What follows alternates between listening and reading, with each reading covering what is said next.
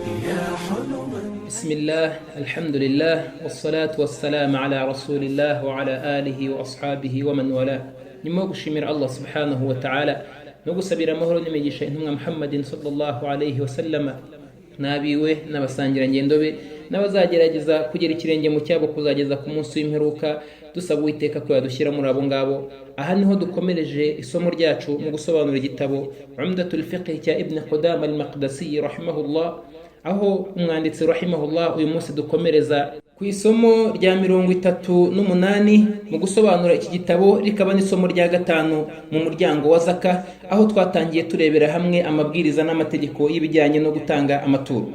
Umwanditsi rahimahullah akomeza ahangaha uyu munsi agira ati babu zakatil urud, ati umuryango wa zaka y'ibyagenewe ubucuruzi. Uwisilamu bwagennye amaturo y'itegeko kuri bya bindi byose umuntu yageneye ubucuruzi no kunguka no gushyira ku isoko ry'ubugure. Aya maturo ni amaturo Uwisilamu bwagennye kugira ngo abe nk'ubwishingizi bw'ubucuruzi bw'uyu muntu, kugira ngo agire n'icyizere kandi nanone abe ubwishingizi bwe, bwaba ari we ku giti cye, bwaba ari n'umutungo we, yewe n'inyungu azagira muri uyu mutungo we. Ni benshi bagira imitungo ikaba ibyago kuri bo, ni benshi bagira ubucuruzi bukaba igihombo kuri bo, ni benshi bitajya bihira, ariko wa wundi wiringiye Imana kandi agatanga ukuri kw'Imana azamura ibiganza akavuga ati Imana Nyagasani, icyo wansabye ndakiguhaye, ngaho nanjye mpa icyo wanyijeje n'icyo wansezeranyije. Uyu nguyu aba amaze gutanga ukuri kw'Imana, ni nayo mpamvu ategereza nawe ukuri kwe muri bya bindi by'Imana yamusezeranyije. Ubuyisilamu bwagennye zaka mu mitungo y'ubucuruzi, ntibwayigena mu yindi mitungo isigaye muri ya mitungo itunguka. Ibi ni ubugenge bukomeye cyane, kubera ko ikiremwa muntu Nyagasani yakiremye mu buryo bwo gukunda umutungo, akaba ari nayo mpamvu Uwiteka avuga ati bal tuhibbuna al-mala hubban jamma, ati mukunda, ahubwo mukunda imitungo urukundo rw'ikirenga. Ibi kuba umuntu akunda umutungo urukundo rw'ikirenga, ni naho Nyagasani Allah subhanahu wa ta'ala agomba kumugeragereza kugira ngo amuhe ya mitungo kandi anayishyiremo umugisha, nuko agomba kumubona uyu muntu arimo ashimisha Uwiteka muri ya mitungo yamuhaye. Ikindi, Nyagasani ntabwo yashyize zaka mu yindi mitungo itunguka, kubera ko umuntu ubusanzwe abayeho mu buryo bw'ubuhahara n'uburyo bw'ubusambo. Iyo ikintu cye kitunguka cyangwa se ngo gitere imbere, ntabwo yifuza ko hari icyavamo. Kubw'iyo mpamvu, niyo mpamvu Nyagasani nawe atigeze ashyira zaka mu yindi mitungo umuntu aba afite itunguka kandi itaragenewe ubucuruzi. Urugero nk'inzu yo kubamo, urugero nk'ibikoresho byo mu rugo, urugero nk'imodoka yo kugendamo, isambu yo kuruhukiramo kuri babandi bakora ubusitani bwo kuruhukiramo, cyangwa n'ibindi byose yashyize hariya, kabone n'ubwo yabishyira hariya kugira ngo abandi babyungukemo, iyo nta nyungu zimugarukamo, atarageneye uriya mutungo kugira ngo umubyarire inyungu, uyu mutungo ntabwo Ubuyisilamu bwashyizemo zaka. Ari nako gaciro no kugaragaza ineza y'Ubuyisilamu ku kiremwa muntu, no kuba Ubuyisilamu budasaba umuntu usibye ko umusaba icyo ashoboye, kandi nanone bukirinda kuba bwakora muri bya byiyumviro nyamukuru bya cya kiremwa muntu, kugira ngo uyu muntu nawe abashe kwiyumva mu Buyisilamu. Bitandukanye n'andi mabwiriza atandukanye cyangwa se andi mategeko atandukanye, aho rimwe na rimwe ashobora kurengera agakora no muri bya byiyumviro by'umwihariko by'ikiremwa muntu. Umwanditsi rahimahullah aravuga ati wala zakata fiha hatta yanwi biha tijara, nta zaka iri mu mutungo w'ubucuruzi keretse uriya mutungo iyo umuntu ashyizeho umugambi wo kuwushyira mu bucuruzi. Umutungo w'ubucuruzi urazwi, ntago hatoranywa amamesa mu bishyimbo, ntago hatoranywa ibitunguru mu binyomoro, cyangwa se ibyuma by'imodoka mu ntebe zo kwicarira, cyangwa amazu yo gutura, cyangwa amasambu n'ibindi bitandukanye. Icyo ari cyo cyose iyo gishyizwe mu muryango w'ubucuruzi, kigashyirwa ahagaragara, kikamurikirwa abantu kugira ngo bagure, na wa wundi akakimurika kugira ngo akigurishe, uyu nguyu aba ageze umugambi wo gutanga zaka. Iyo ataragira uyu mugambi, wo kuba yamurika ibi bikoresho bye cyangwa se iyi mitungo ye kugira ngo ishyirwe ku isoko ry'ubucuruzi, uyu nguyu ntago aba yagategetswe gutanga zaka, kubera ko uyu nguyu aba ari umutungo we bwite abitse ku giti cye, ima akoresha mu bindi bikoresho, mu bindi bikorwa, cyangwa se ashimishwa no kureba gusa. Icyo gihe mbere yuko awumurikira ubucuruzi ntago uyu mutungo uri muri ya mitungo isabwa gutangwamo zaka. Uyu mugambi utangira igihe nk'uko twabivuze yashyizeho wa mugambi, ariko umuntu aramutse afite imitungo kabone n'ubwo yaba ari imitungo y'ikirenga ariko atarayimurikira ubucuruzi, iyi mitungo ntago uyu muntu arabarirwa ko asabwa kuyitangira zaka. Urugero, umuntu ashobora kuba afite nk'imodoka, zishobora no kuba ari n'imodoka n'ijana, ariko we ashimishwa no kuzibona zibyagiye mu buhagararo bwazo. Icyo gihe uyu muntu ntago asabwa gutanga zaka kuri za modoka 100, ariko undi aramutse afite imodoka 3 cyangwa 2 cyangwa se imwe yarayigeneye ubucuruzi kugira ngo ayigurishe agure indi, cyangwa se ayigurishe agure ibirayi nabyo bigurishe gutyo, muri urwo ruhererekane rw'ubucuruzi, uyu nguyu asabwa gutanga zaka, kubera yuko iyi modoka n'uyu mutungo yawugeneye gucuruzwa no kugura no kugurisha. Umwanditsi rero ati ntago ashobora gutanga zaka kugeza ubwo amarije gushyiraho umugambi w'ubucuruzi. Iyo niyo condition ya mbere. Arangije aravuga ati nyuma yaho ngaho nuko bigomba no kuzura nisab. Aravuga ati wala zakata fiha hatta yanuya biha tijara wa hiya nisabun hawlan kamil. Iki gipimo aricyo twise nisab, nicyo kigereranyo umuntu asabwa gutangiraho zaka. Icyo gipimo nuko kigomba kuba kingana n'ikigereranyo runaka. Umwanditsi rahimahullah ari buze kubivuga imbere, hanyuma namara kubivuga imbere nibwo ari buze gusobanura n'uburyo uyu muntu ashobora gutanga zaka muri uriya mutungo we. Arangije aravuga ngo thumma yuqawimuha fa idha balagat aqallu nisab min adh-dhahab wal-fidda akhraja zakat min qimatihima. Aravuga ati uyu muntu iyo amarije kugena wa mutungo we ukanyuraho umwaka wose wuzuye, uyu mwaka ugashira umutungo we utarajya munsi y'igipimo gitangirwaho zaka, arakubwira ngo icyo gipimo nacyo ni igipimo kiri munsi ufatiye ku izahabu cyangwa se ifeza. Twavuze ko izahabu n'ifeza bifite ibipimo byagenwe kugira ngo umuntu atangireho zaka, ko uwo mutungo iyo ungana gutyo hagashira umwaka umutungo utarajya munsi y'icyo gipimo, uyu mutungo aribwo usabwa gutangirwaho zaka.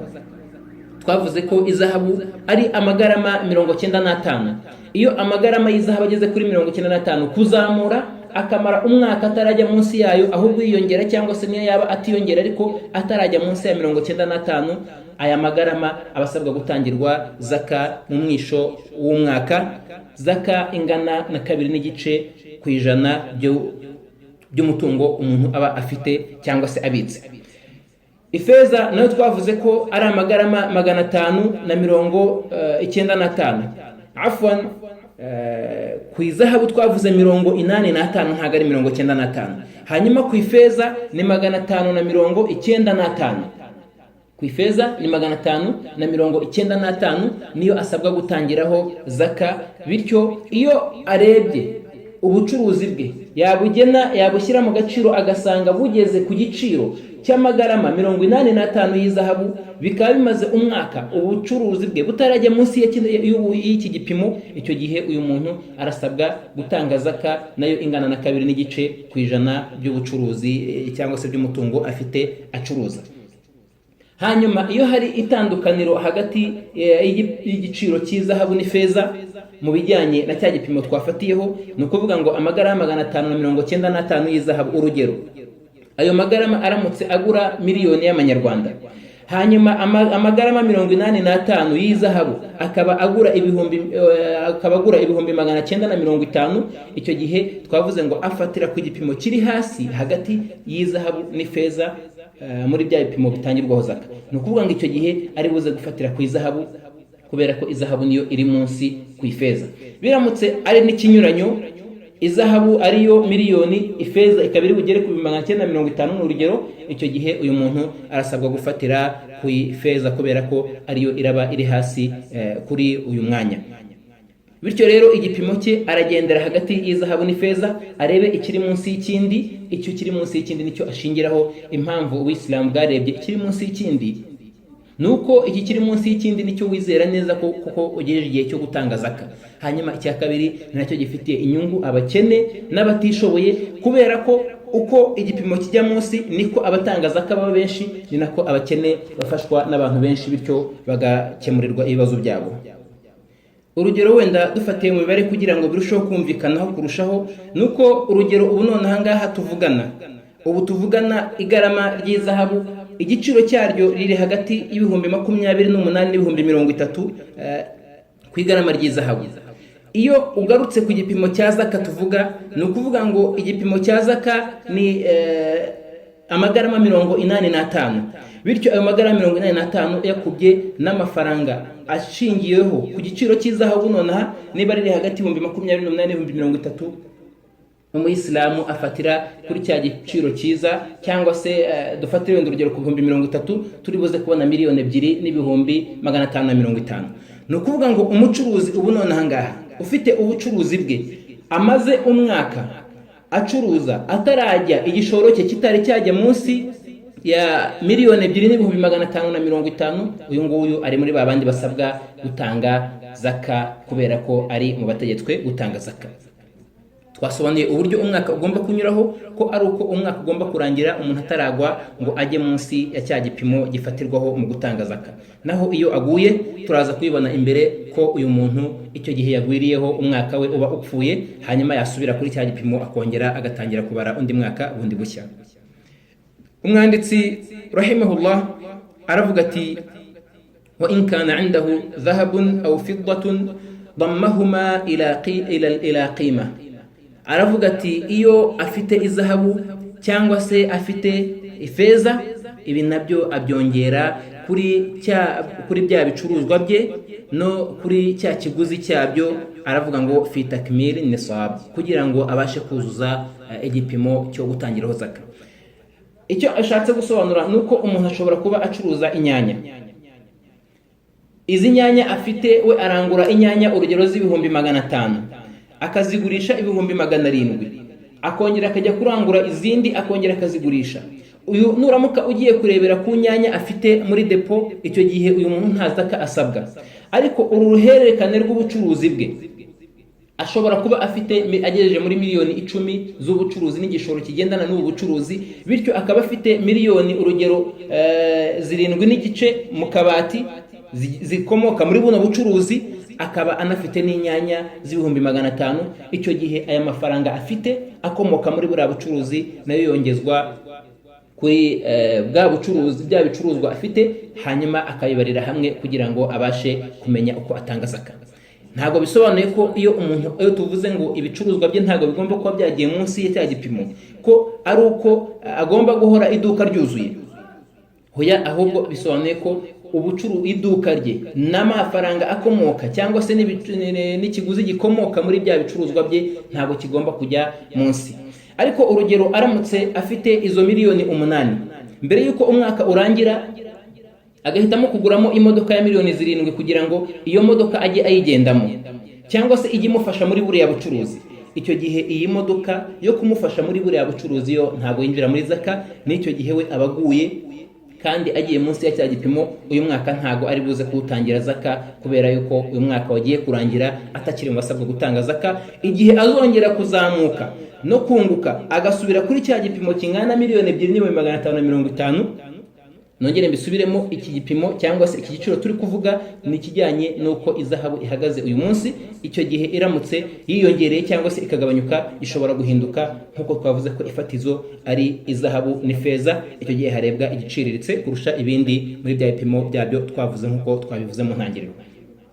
Icyo gihe rero uyu muntu azasubira kuri cya gipimo cye, nibwo azongera gutangira kubara umwaka bundi bushyashya adatanze zaka bya bindi byahise.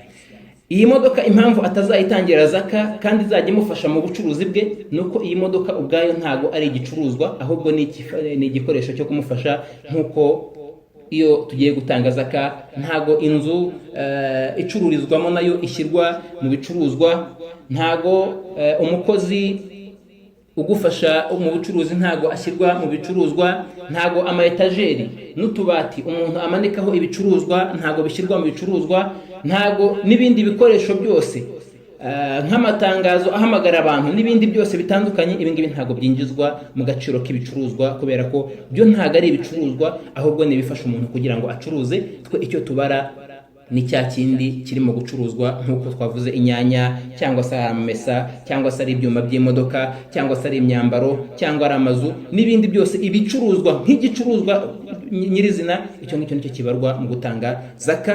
N'amafaranga, impamvu twavuze amafaranga akomoka mu bucuruzi nuko umuntu ashobora kuba afite andi mafaranga ku ruhande ariko adakomoka mu bucuruzi.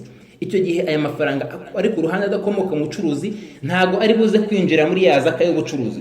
Ashobora kwinjira muri zaka ya zahabu n'ifeza nk'uko twabisobanuye igihe yayabitse cyangwa se yihunikiye muri banki kugira ngo azamugoboke, ariko ntago yo ari buze kubarirwa muri bwa bucuruzi. Cyangwa se urugero, aramutse ari amafaranga atoraguye, cyangwa ari ayo azunguye, cyangwa ari impano ahawe, cyangwa ari igihembo atsindiye n'ibindi byose bitandukanye bishobora kongera umutungo mu buryo butunguranye cyangwa se bukiyongera mu mitungo, ntago aramutse yarasabwaga gutanga zaka ku itariki urugero 10 z'ukwa 12, hanyuma ku itariki 5 z'ukwa 11 akatombora wenda miliyoni, ndavuga tombora za halali ntago ari tombora za haramu, akabasha kubona miliyoni mu buryo bumwe cyangwa se ubundi, ntago iyi miliyoni nyuma y'uko kwezi cyangwa se ku itariki 10 z'ukwa 12 nayo izinjira muri zaka, kubera ko iyi ni amafaranga yaturutse ku ruhande, nk'uko aramutse ayazunguye cyangwa se aramutse yabonye mu zindi nzira, aya ngaya ntago yinjira ahangaha. Ariko aramutse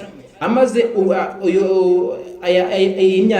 aya mezi yose ari muri babandi basabwa gutanga zaka, mbere yuko atanga zaka umunsi wa zaka ugeraho iminsi 2, akaba yari afite imari mu mari zo acuruza, muri wa mutungo we acuruza ikaba imari ihenze cyane. Urugero, yacuruzaga ibyuma by'imodoka, amaze umwaka afite ikigereranyo kingana na miliyoni 3 azatangira zaka, amaze umwaka ariyo mafaranga ariho cyangwa se ikigereranyo ariho.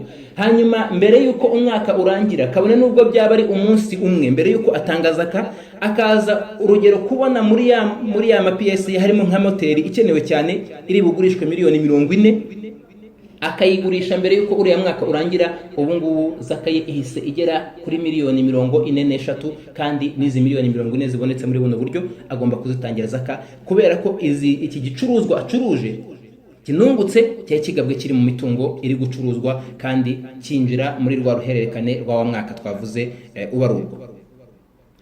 Umwanditsi rahimahullah rero ati amafaranga ni zahabu ni feza nabyo byongerwa muri bya bindi byagenewe ubucuruzi. Ariko noneho aramutse iyo acuruje, iyo yungutse aguramo inzu akayibika, atagambiriye kuyicuruza, yakongera yakunguka akaguramo imodoka akayibika, yakongera yakunguka akaguramo urugero isambu akayibika, icyo gihe ese nawe asabwa gutanga zaka? Igisubizo ni hoya, ntago atanga zaka iyo iyi mitungo cyangwa se ibi yaguze byatumye asubira munsi y'igipimo. Ariko iyo bitamusubije munsi y'igipimo, icyo gihe atanga zaka y'ibyo afite, ntago atanga zaka y'ibiriya yaguze muri za nyungu zaturutse mu bucuruzi. Ni nk'uko ashobora gucuruza akarya, cyangwa se agacuruza akishyura umwana minerivare, cyangwa se agacuruza akishyura inzu acumbitsemo, cyangwa se akagura n'ikindi gikoresho icyo ari cyo cyose. Ibyo bikoresho byakomotse mu nyungu y'ubucuruzi ntabwo byo bishyirwa muri zaka. Hanyuma n'igihe umutungo wasigaye wagiye munsi y'igipimo kubera cya gikoresho cyaguzwe, icyo gihe uyu muntu nabwo aba yavuye mu bagenewe gutanga zaka. Bavandimwe, ni ukuvuga ngo cyangwa se birasobanutse cyane ko ntabwo ubuyisilamu bwigeze buremereza uyu muyisilamu n'uyu muntu ushaka kugaragira Imana no gushaka kwiyeza no kweza imitungo ye imbere y'Uwiteka Allah subhanahu wa ta'ala. N'ibi byose bikomoka muri aya zitandukanye no muri hadithi zitandukanye kuva ku ntumwa y'Imana Muhammadin sallallahu alaihi wasallam. Muri zo tuzi hadithi ya Mu'adh ibn Jabal twarayivuze cyane, aho intumwa y'Imana imwohereza Yemeni yamubwiye ngo fa'alimuhum anna Allah aftarada alaihim sadaqatan tu'khadhu min aghniyaihim faturaddu ila fuqaraihim, uzababwire ko nyagasani yabategetse abakire babo ko bagomba gutanga amaturo akurwa mu bakire babo agahabwa abakene babo. N'izindi aya zitandukanye aho nyagasani avuga ati wa fi amwalihim haqqun ma'lum lis-sa'il wal mahrum, no mitungo yabo harimo igeno rizwi ry'aba bandi basaba n'aba bandi badasaba, kubwo kwiyubaha no kwicisha bugufi no kurinda ibyubahiro byabo. Aya maturo rero ntago Uwitegegeze ayakomeza cyangwa se ngo ayaremereze. Nemeza neza ntashidikanya ko na wa wundi udatanga zaka suko ari ubugugu bumurenze, nta nubwo ari uko adashaka gutanga zaka, ahubwo nuko adasobanukiwe neza amabwiriza y'ibijyanye no gutanga zaka. Ariko aramutse abisobanukiwe akabisobanurirwa akerekwa iyi neza y'Uwisilamu muri aya maturo, nta gushidikanya ko uyu muntu yananirwa gutanga amafaranga make cyane yo Uwisilamu bwagennye mu gutanga zaka mu bucuruzi, maze nyagasani agashyira umugisha mu bicuruzwa bye, akamuha urukundo hagati ye n'abantu, yarangiza kandi akamwagurira imiryango y'ibyiza, kandi akazanamugurira n'ijuru ry'Uwiteka Allah subhanahu wa ta'ala. Umwanditsi rahimahullah arangije aravuga ati wa innawa bi'ardi tijarati al-qunya fala zakata fihi. Naho iyo umuntu agambiriye gukora ubucuruzi cyangwa se akagambirira kugurisha ikintu cye ariko mu buryo bujyanye n'impamvu no gukenera gusa, uyu nguyu ntabwo atanga zaka. Urugero, umuntu aramutse afite inzu ariko iyi nzu ye niyo abamo, cyangwa ni isambu afite ahinga cyangwa se ahingisha, yatiza cyangwa se yihingira ubwe ku giti cye, akaba ariko mu gitekerezo cye avuga ati ndamutse mbonye umuntu unyungura muri iyi modoka cyangwa kuri iyi nzu cyangwa kuri iyi sambu nayigurisha. Uyu nguyu iyi niya ye imeze gutya ntabwo itangirwa zaka, kabone n'ubwo yimarana imyaka 10, iyi niya ntabwo itangirwa zaka, kubera ko ubusanzwe kamere karemano y'umuntu nuko iyo yungutse atakaza icyo yari afite kugira ngo abone inyungu zikirenze. Ntago umuntu ufite ubwenge bwuzuye cyangwa se bufatika ashobora kuba urugero afite telefone y'ibihumbi 100 ngo abone umuha ibihumbi 500 hanyuma ngo avuge ngo oya ntago telefone yanjye yamvaho. Iyo bimeze bityo ashobora kuba afite imwe mu mpamvu, ima ashobora kuba iyo telefoni hari akandi gaciro runaka ayibonamo, cyangwa se hari ikindi kintu runaka ayibitsemo, nko kuba yayibikamo isezerano wenda ry'uwakundana ry'umukunzi we, cyangwa se impano y'umubyeyi, cyangwa se ikindi. Bityo icyo kintu kindi cyo ku ruhande akaba ari cyo kizamura agaciro ka ya telefone muri we, cyangwa se akaba azi ko adashobora kubona iyindi, wenda akavuga ati iyi ngiyi ndayigumana. Ariko igihe umutungo uhari ushobora gusimbuzwa undi uhenze kurushaho, umuntu akabona umwungura, icyo gihe ubusanzwe kamere muntu icyo gihe ashobora kuyigurisha uriya mutungo. Bityo rero uyu mugambi niwo mugambi uba usanganywe na buri muntu utunze ikintu icyo ari cyo cyose. Iyo umuntu ari mu nzu ya miliyoni 3 uramutse umuzaniye miliyoni 30 yayivamo akayiguha. Ibyo ngibyo rero kuba uwo mugambi yaba ufite no kuba yaba atawufite ukaba wamutungura ukawumuzanira akayigurisha, ibi ngibi ntabwo byitwa ko uyu muntu ari umucuruzi acuruza inzu atuyemo cyangwa imodoka agendamo cyangwa amasamba atunze cyangwa se ibikoresho afite, ngo bityo ibyo bikoresho kubera ko afite uwo mugambi wo kuba abonye umwungura yabitanga, uwo mugambi ntago uhagije kugira ngo awutangire zaka cyangwa se yinjizwe mu batanga zaka y'ubucuruzi. Umwanditsi rahimahullah aravuga ati thumma innawa bihi ba'da dhalika ista'nafa lahu hawlan. Naho iyo umuntu ari umucuruzi afashe imodoka ze yagendagamo cyangwa se n'ibikoresho yari afite mu rugo n'ibindi bintu bitandukanye yari afite n'amazu, akavuga ati aya mazu nyashyize ku isoko, ngiye kwinjira mu bucuruzi bwo gucuruza amazu. Yarangiza akinjira muri aya mazu, muri ubu bucuruzi mu kwezi kwa mbere, ku itariki ya mbere z'ukwezi kwa mbere. Iyi zaka ye arasabwa icyo gihe kwitanga ku itariki 30 z'ukwa 12. Hanyuma ikindi nuko uyu mwaka ubarurirwa hashingiwe ku mezi y'iboneka ry'ukwezi, ntago ari amezi y'izenguruka ry'izuba. Icyo twita ngo ni amezi ya Kiislamu n'amezi y'ikizungu. Ntago hashingirwa ku mezi y'ikizungu, ahubwo hashingirwa ku mezi ya Kiislamu, kubera ko ukwezi gukomoka mu kwezi nyine, ukwezi nk'umubumbe uzwi, ukuboneka kwako no kubura kwako, ibyo nibyo byitwa kubarwa ku kwezi. Naho iyo hashingiwe ku muzenguruko w'izuba, uyu ntago ibi bifatwa nk'amezi, ariko iyi mibare iremewe kandi igomba no gukoreshwa. Tuzabisobanura nitugera mu gihe cyabyo cyo kubisobanura n'uburyo ikoreshwamo, n'igihe ifatwa igahabwa agaciro y'izuba cyangwa se n'iy'ukwezi. Bityo rero ukwezi kubarwa ni ukwezi uku kw'iminsi 29 n'iminsi 30, ariko ukwezi kwa Kisilamu kugenda gushingiye ku iboneka ry'ukwezi, ariko kwitwa kwa Kisilamu cyangwa se gukoreshwa mu bihugu kenshi by'Abarabu. Iyo rero uku kwezi kurangiye cyangwa se umwaka wako urangiye, niwo umuntu ashingiraho atanga zaka. Bityo aramutse itariki ya mbere z'ukwezi kwa mbere aribwo ashyizeho umugambi w'ubucuruzi, cyangwa se aranguye, cyangwa aribwo atangiye gucuruza, cyangwa se yari afite amazu, kuko nibyo twari turiho, yari afite umutungo we akagambira kuwushyira mu bucuruzi, cyangwa se aranguye umutungo agambire kuwushyira mu bucuruzi, akagenda yagera ku itariki 29 z'ukwezi kwa 11, asigaje ukwezi kumwe ngo atange zaka, akabona ubucuruzi bwe butagenda, agahitamo kubivamo. Iyo ashyizeho umugambi wo kubivamo, ashobora kubivamo ateza ibyo yari afite, ashobora kubivamo abyimurira mu bindi bikoresho, nko kuba yavuga ati aya mazu ntago ntiyacuruje, ubu ngiye kuyahindura, urugero wenda amazu yo gukodeshwa. Icyo gihe ntago ahiri buze kujya muri zaka y'ubucuruzi, yinjiye muri zaka yo gukodesha. Icyo gihe arongera atangira umwaka bundi bushya, kubera ko igipimo cyo gukodesha n'icyo gucuruza biratandukanye.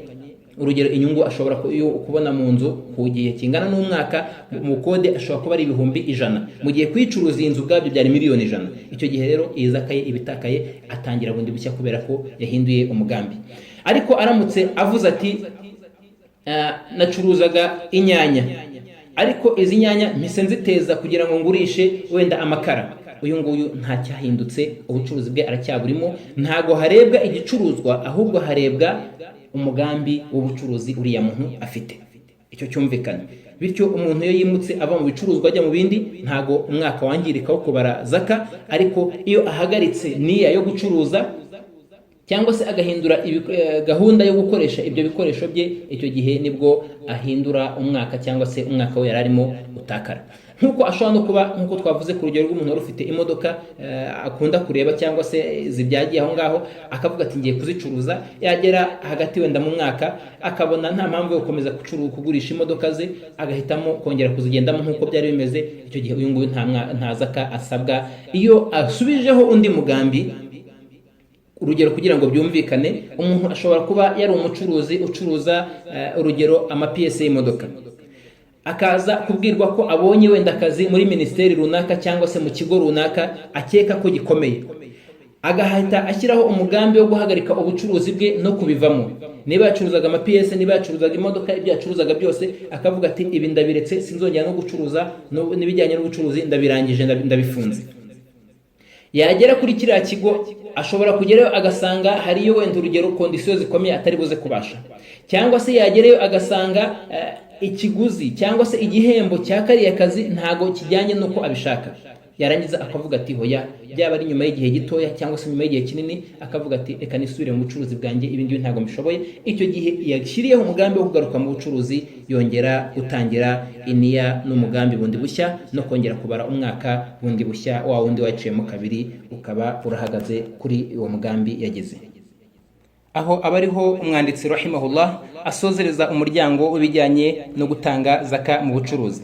Umwanditsi rahimahullah yimukira kundi muryango awita babu zakatul fitri, umuryango wa zakatul fitri. Zakatul fitri ni amaturo atangwa n'umuyisilamu, akaba ari amaturo y'itegeko atangwa kubwo gushimira Imana, kubwo kurangiza ukwezi kwa Ramadani umuntu ari muzima kandi akiri n'umuyisilamu. Aya maturo intumwa y'Imana Muhammadin sallallahu alaihi wasallama yayategetswe n'Uwiteka Allah subhanahu wa ta'ala ko atangwa. Bamwe mu basobanuzi ba Qur'ani bakayakura mu ijambo ry'Uwiteka Allah subhanahu wa ta'ala, aho nyagasani Allah subhanahu wa ta'ala avuga agira ati qad aflaha man tazakka wa dhakara isma rabbih fasalla.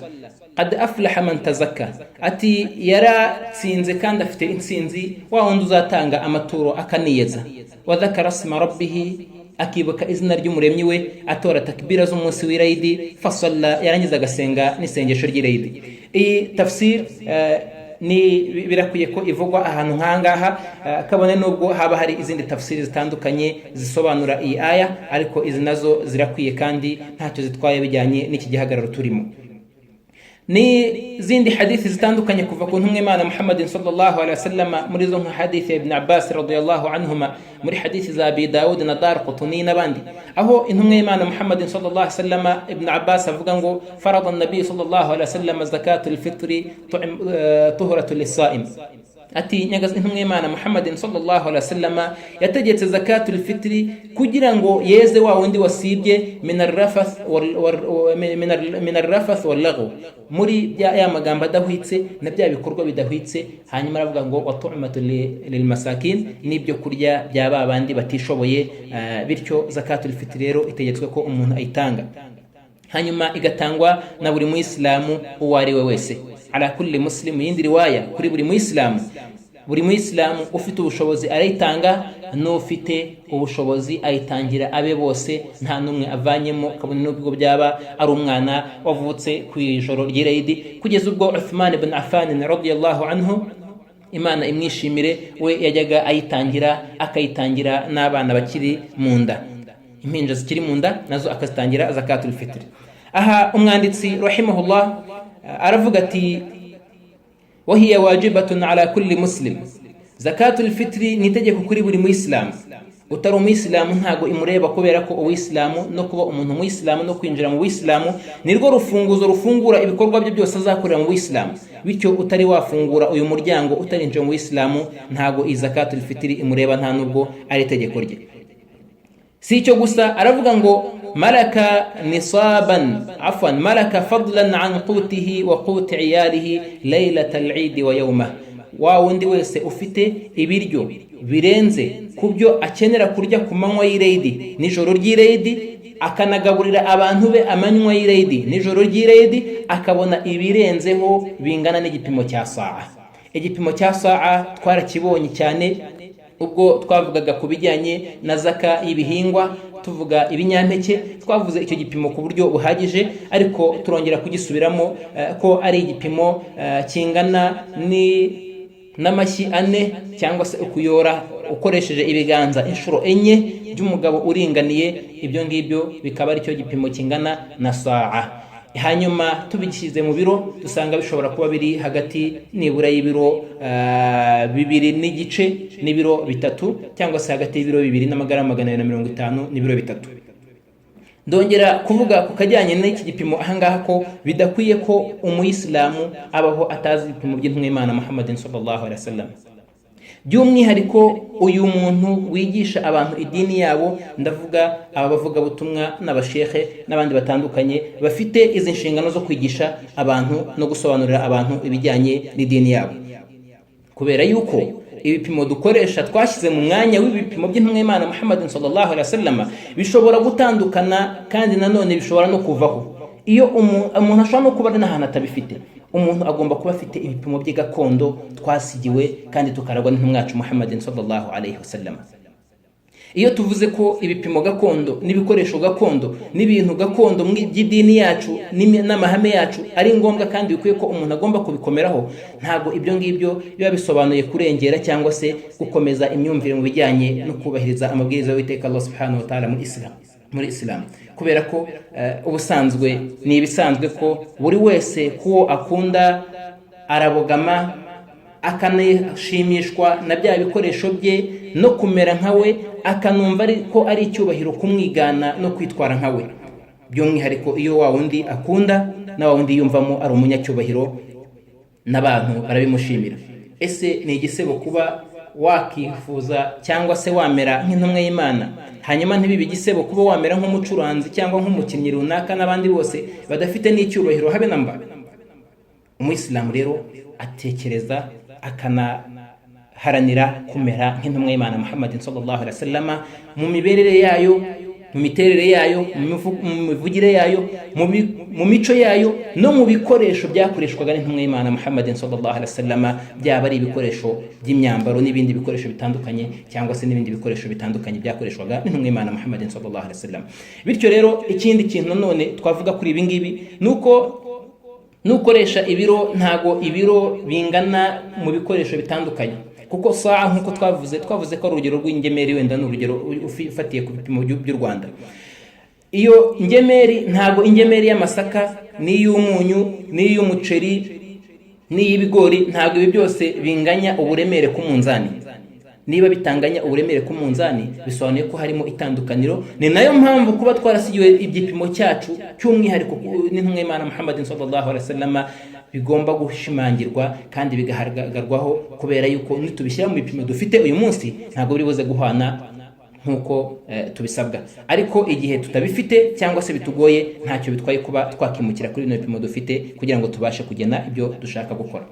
Umwanditsi rahimahullah aravuga ngo wa qadru al-fitr sa'un min al-burr aw ash-sha'ir aw daqiqihima aw sawiqihima aw min at-tamr waz-zabib.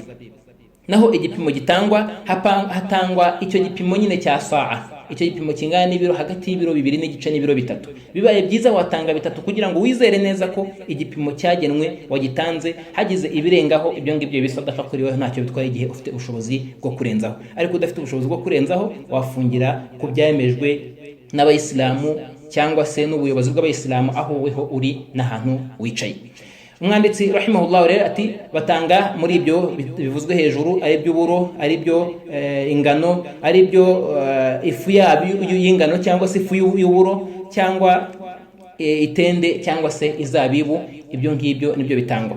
Ibi impamvu bitangwa nuko ari byo biryo byari bihari ku gihe cy'intumwa y'Imana Muhammad sallallahu alaihi wasallam, nkuko tubibona mu yindi hadithi y'intumwa y'Imana Muhammad sallallahu alaihi wasallam. Umusahaba avuga, yarangiza aravuga ngo kana ta'amuna hina idhin, aravuga ati intumwa y'Imana yategetse gutanga sa'a ya zakatul fitri mu biryo. Arangiza avuga ngo hanyuma ibiryo byacu muri icyo gihe byari ibyo ngibyo avuze, cyangwa se tuvuze aho ngaho yongeramo al-aqatu, ari byo n'ibiryo runaka byakorerwaga mu mata yabaga yumishijwe hanyuma akavanwamo ibyo biribwa.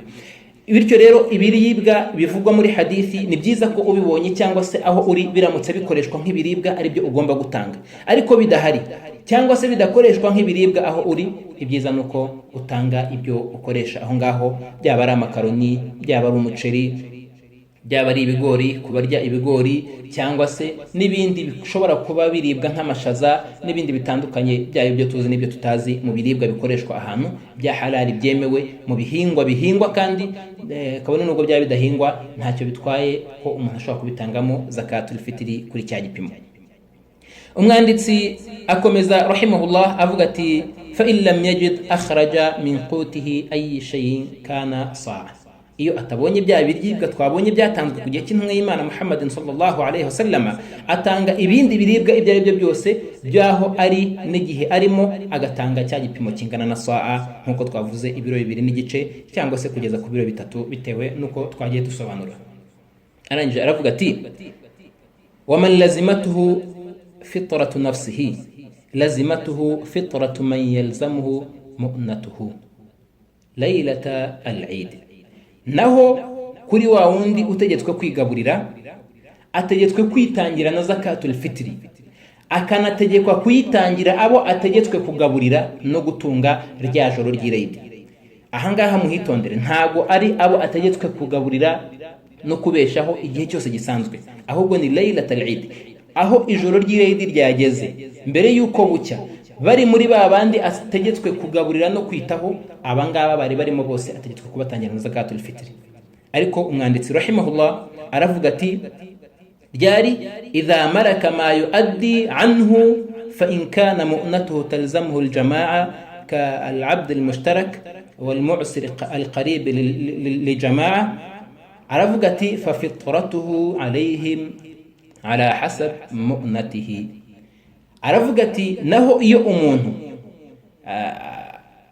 arebererwa cyangwa se ahagarariwe n'abantu barenze umwe, uyu muntu asabwa gutangirwa zakatul fitri n'aba bantu bose bamureberera. Atanga urugero rwa mbere rw'umucakara uhagarariwe n'abantu babiri, waguzwe n'abantu babiri. Kera byabagaho ko umuntu ashobora gufata umucakara akamugurisha, urugero akamugurisha 50,000, hakaba nta muntu wo kumugura 50,000, hakaboneka abantu babiri, umwe utanga 25 n'undi agatanga 25, maze bakamutwara bakajya bagabana uburyo bwo kumukoresha mu rugo rwabo. icyo gihe aba bantu babiri baba bahuriye ku mucakara umwe, icyo gihe niyo bagiye gutanga zakatul fitri baramugabana, umwe agatanga 1/2 cy'igipimo n'undi agatanga ikindi 1/2 cy'igipimo gisigaye. Ni nk'uko nguko umuntu aramutse yari yakurebaga cyangwa se yasabwaga ko umufasha ku ijoro ry'irayidi. Urundi rugero ni urugero rw'umuntu uramutse ari ku rugendo agacikirwaho n'urugendo, cyangwa se akaba ari imbabare ishyikiye mu bantu nk'impunzi ishobora gushyikira ku bantu, abo bantu bagasabwa kumwitaho. Urugero, umuyisilamu aramutse abaye nk'impunzi agahinguka ahantu ari impunzi adafite aho ajya, adafite epfo na ruguru, aba bantu abayisilamu ahingutseho ni itegeko kuri bo, ntabwo ari byiza. Ni itegeko kuri bo ko bagomba kuvamo umuntu umwitaho, yaba atabonetse bakamwitaho, bose bakamwiteraho rimwe icyarimwe bafatanyije bijyanye n'ubushobozi bwabo. Uyu muntu wabagezeho mbere y'uko bucya ngo basarire Eid cyangwa se mbere y'uko Ramadani irangira, uyu muntu iyo bamufasha ari abantu 5, icyo gihe n'iri joro ry'Eid mbere y'uko bucya, iyo bose bategetswe kumufasha, urugero nko kuba umuyobozi w'Abayisilamu yavuga ati fulani na fulani na fulani na fulani mwite kuri uyu muryango w'impunzi watugezeho, urugero ni umuryango w'abantu 5, akabashinga abantu 5, icyo gihe iyo bagiye gutanga zakatul fitri bagomba kuzirikana ko nabari abantu niba ari 5 ari imiryango 5 ishinzwe kubitaho, buri muryango uri buze gutangira umuntu umwe, ariko igihe bari buze kubona ibyo bamutangira, iyo bitari buboneke ahangaha ntago biba ari itegeko kuri bo. Ni nk'uko nguko n'umugenzi aramutse agushyikiyeho ariko akagushyikiraho yashiriwe, yacikiwe n'urugendo, ukaba uri buze kumufasha, byaba ari ijoro ry'Eid n'indi minsi nk'ingahe cyangwa se umumaranye iminsi, icyo gihe uyu nguyu cyangwa watoraguye umuntu, n'urugero umwana ushobora kumutoragura akaba ari wawe, uyu mwana nawe asabwa gutangirwa zakatul fitri igihe cyose ari umuyisilamu. Bityo rero ntago ari umuntu umaze igihe kinini cyangwa se wabyaye cyangwa se ubana nawe iteka ryose, hoya, ahubwo hashingirwa kuri kuno kwezi kwa Ramadan. Iyo ukwezi kwa Ramadan kurangiye akiri mu nshingano zawe, nabwo biba mu nshingano zawe ko ugomba kumutangira zakatul fitri. Umwanditsi rahimahullah aravuga ati fa in kana ba'dahu hurran, uyu muntu cyangwa se uriya mucakara aramutse 1/2 cye atari umucakara na 1/2 ari umucakara. Ni urugero rw'umucakara, umuntu wa wundi twavuze ngo waguzwe n'abantu 2, umwe muri bo ashobora kuvuga ati ngenda kuretse kubera Imana, ntabwo ukiri umucakara wanjye. Ntabwo bisobanuye ko uyu muntu ahita ajya kuba umucakara wa muntu wa 2 bamufatanyije 100%, ahubwo icyo gihe wa munsi yakoreraga wa wundi wamurekuye, icyo gihe asigara uyu munsi ari hur cyangwa se arekuwe, abohowe, hanyuma wa munsi wo gukorera wa mugenzi we akaba ari wo munsi arimo umucakara. Cyangwa se umuntu aramutse afite umucakara akamutegeka ko amwishyura, urugero niba umucakara guri 50,000 akavuga ati nyishyura 20,020, hanyuma nzajya nkusigira umunsi umwe uzajya nkorera 1/2 cy'ukwezi, hanyuma nawe wikorera 1/2 cy'ukwezi. Icyo gihe uyu muntu aba ari umucakara igice kimwe aba ari umucakara, ikindi gice atari umucakara. Icyo gihe uyu nguyu umwanditsi rahimahullah aravuga ati uyu asabwa kwitangira igice kimwe, hanyuma ikindi gice akagitangirwa na sebuja, kubera ko aba ameze nkaho ari hagati y'abantu 2 cyangwa se munsi y'ubuhagararizi bw'ibintu 2 bitandukanye. Umwanditsi aravuga ati wa yustahabu ikhraju al-fitra yawm al-Eid qabla salat al-Eid, ni byiza ko hatangwa zakatul fitri ku ijoro ry'Eid mbere yuko abantu basenga isengesho ry'Eid. Aha zakatul fitri ifite ibice bitangwamo zakatul fitri. Muri ibyo bice bigenda birutanwa bitewe na dalili zirimo zitandukanye. Igice cya mbere nuko zakatul fitri itangwa mbere yuko isengesho ry'Eid rikorwa mu gitondo cy'umunsi w'isengesho ry'Eid. Iyi niyo nziza kurusha izindi, ni nayo iri ku rwego rwa mbere kuri hadithi z'intumwa Muhammad sallallahu alaihi wasallam zitandukanye. Uburyo bwa kabiri nuko zakatul fitri itangwa ijoro mbere y'Eid. Eid zasengwa ejo mu gitondo, umuntu akayitanga muri uyu mugoroba. Ubwo ni bwo buryo bwa kabiri butangwamo zakatul fitri, akaba nabwo buryo bwa kabiri bwiza nkuko bigaragara muri hadithi z'intumwa Muhammad sallallahu alaihi wasallam, kandi hadithi ziri sahih. Uburyo bwa gatatu nuko itangwa mbere y'umunsi umwe cyangwa se iminsi ibiri ko irayidi isengwa. Ubu ni bwo buryo bwa gatatu butangwamo zakatul fitri, akaba ari nabwo buryo bwa gatatu bwiza, nk'uko nanone bigaragara muri hadithi ya ibn Umar radiyallahu anhu, hadithi ya Nafi maula ibn Umar radiyallahu anhu, aho avuga ko ibn Umar radiyallahu anhuma yajyaga atanga zakatul fitri mu gihe nk'iki ngiki.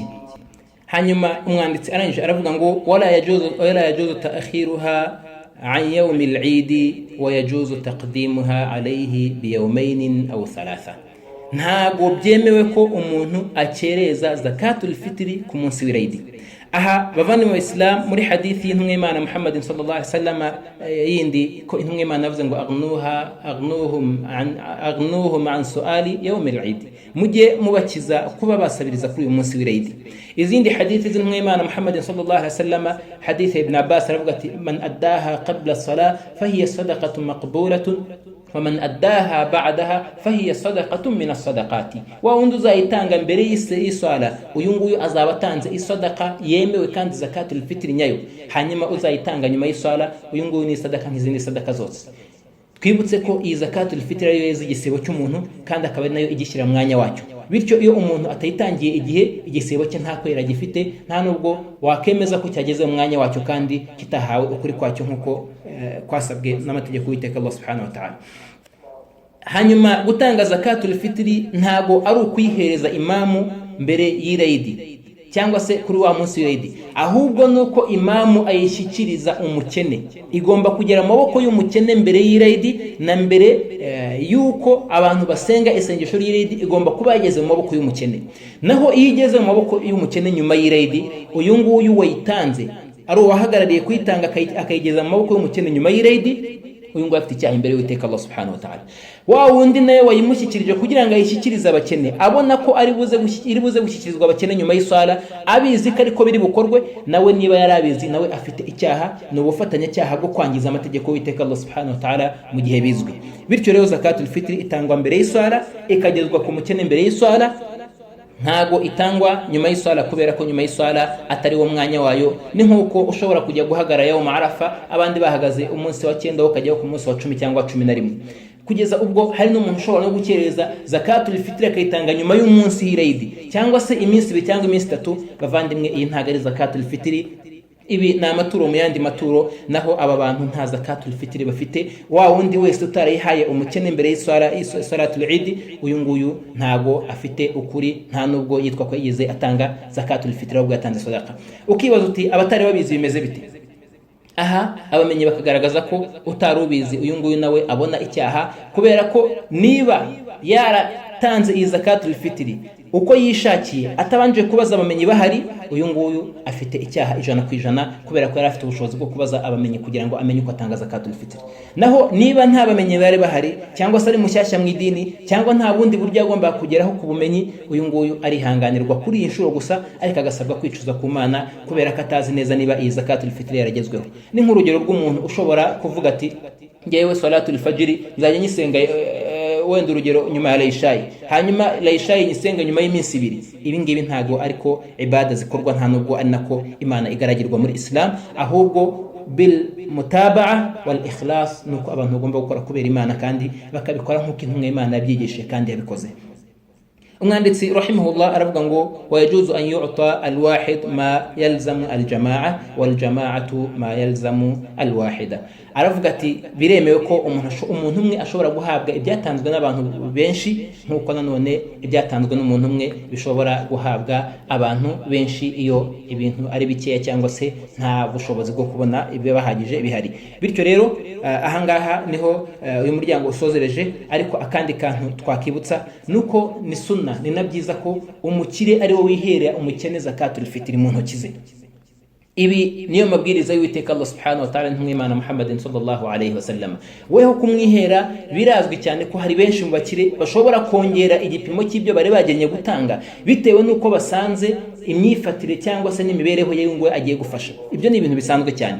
Iyi cyangwa se izi mpuhwe zimuha nanone kongera kubona uko bagenzi babayeho kandi batarakoshereje imana, ibi ngibi birakenewe muri Islamu kurushaho kuba wajyana zakatul fitr ukayisigira imamu, hanyuma ukagenda wicaye uzikoza imamu rimwe na rimwe anayirya, cyangwa se utekereza ko nta wundi mukene uhari cyangwa se katabonye abayiha. Ariko uramutse uhigereye ukaza ukayihera umukene mu ntoki, cyangwa se ukaza ukahibera mu gihe cyo gutanga iyo zakatul fitr, ukareba ukuntu abantu babyiganira ku kiro cy'umuceri cyangwa se bakabyiganira ku kiro cy'ibishyimbo, wenda byazamura ukwemera mu gituza cyawe, bikongera n'impuhwe muri weho, ukavuga uti niba nari natanze ibiro 2 ntacyo bintwaye kuba nakongera ibiro 50, aho kugira ngo uyu mukene ufite abana 5 atahane inusu y'umuceri ngo agiye kurya zakatul fitr ku munsi w'Eid.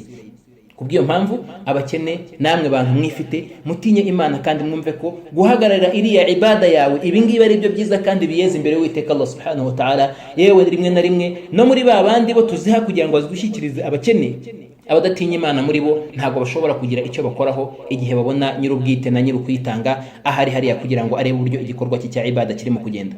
Niba ubucuruzi bwawe ubuhagararira wenyine, kubera iki ibada zawe ziguha kubahika no kubaho no kushimwa n'Uwiteka Allah subhanahu wa ta'ala, kuki wumva kutazihagararira weho ubwawe ku giti cyawe? Tutinye Imana kandi twumve ko ibyo dukora tubikora kubera gushimisha Imana, kandi dusaba Uwiteka Allah subhanahu wa ta'ala ko yakakira ibikorwa byacu kandi akazanabidushyira ku minzani yacu y'ibyiza. Hanyuma ikindi, ubuyobozi bwemeje ko zakatul fitr ikusanywa igahabwa umuyobozi kugira ngo ihabwe abakene. Nkuko twabivuze nibyo byiza ko bikorwa gutya, ariko uyu mukene ni byiza ko nanone uyu mukire agomba kuhibera kugira ngo arebe ihali y'abantu, arebe n'imiterere y'abantu n'ubukene buri mu bantu, hanyuma yibuke no gushimira Imana ku nema yamuhaye yo kuba yaramugwijeho imitungo nta kindi kiguzi atanze. Hanyuma biramutse atari buze kubishobora, abonye umuhagararira ntacyo bitwaye. Biramutse bidashobotse nabwo ntacyo yayitanga, agakomeza na gahunda ze, ariko nanone azirikana ko hari abakene kandi hari abatishoboye bakeneye gufashwa kandi bakeneye no kugira ukuri babona muri ya mitungo yahawe n'Uwiteka Allah subhanahu wa ta'ala, nk'ikimenyetso cyo gushimira Uwiteka Allah subhanahu wa ta'ala. Wa akhir da'wana alhamdulillahi rabbil alamin. سبحانك اللهم بحمدك نشهد ان لا اله الا انت نستغفرك ونتوب اليك. mwari kumwe n'umuvandimwe wanyu Niyitanga Jamidu.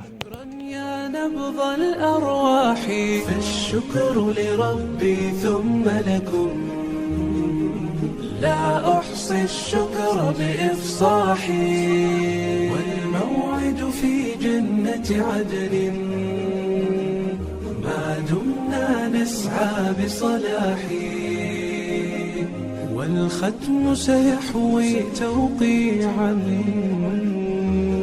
لخديجة بنت الصلاح،